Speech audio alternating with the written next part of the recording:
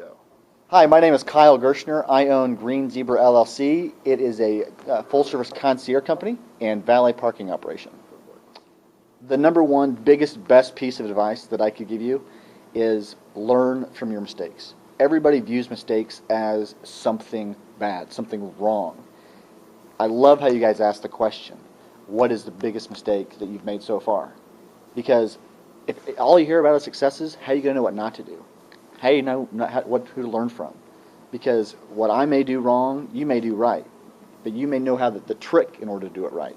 Or you may tweak something and just do it a little bit better. That's my ultimate favorite question is, where's your biggest mistake? Where have you learned? Where have you stumbled? Because that's the way I can learn. Because you don't learn from your successes, you learn from your mistakes. Those are the ones you remember. So you've been in our classrooms several years, yes. Helping students write their business plans. Number one piece of advice you would give to one of those kids looking down the barrel of a 25-page business plan project? Be prepared. It's not as daunting as you think. When you really pull together the right bits of information and you do your research, it's going to come together. The 25 pages are just going to flow very easily.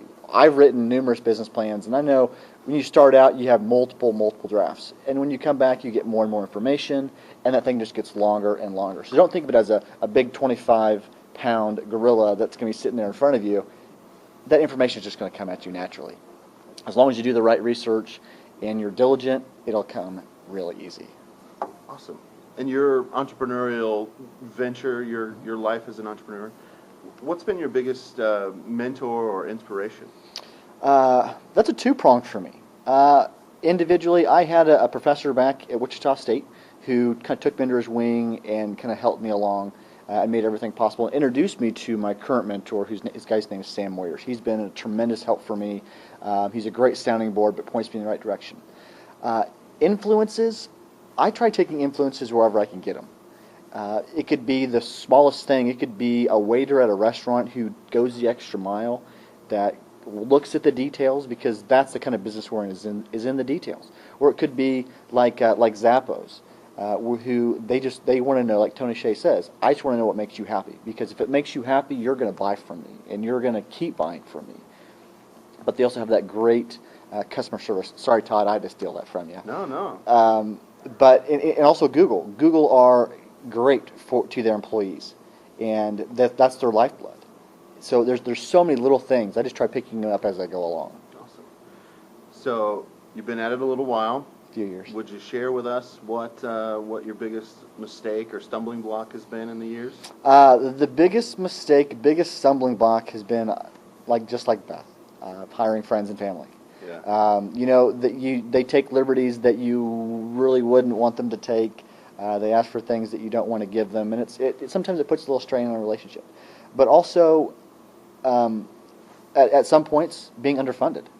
When you think you have a great idea, or you want to open something different or do something new, and not having the enough capital and not being able to do it to the fullest which you want to do it, I stumbled at that, and it's tough. Sometimes it puts a little pressure on things, but you just got to get smart.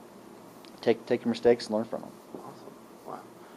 Okay, so last question. Mm-hmm. Your business has changed a lot. It has. What's the most enjoyable piece of what you're doing right now for you? For me, it's just getting out and developing relationships. I try developing them wherever I go, because that ultimately turns into business. For the concierge side, it is by far, bar none, a relationship business. And because people are not going to let us into their lives, into their home, without those relationships, without that trust. But also out in the community, getting out and networking with people and meeting them and understanding what makes them happy and how we can do business together, how we can complement one another, because that ultimately helps them and helps yourself. And I think that's kind of been the most fun for me. You are the man.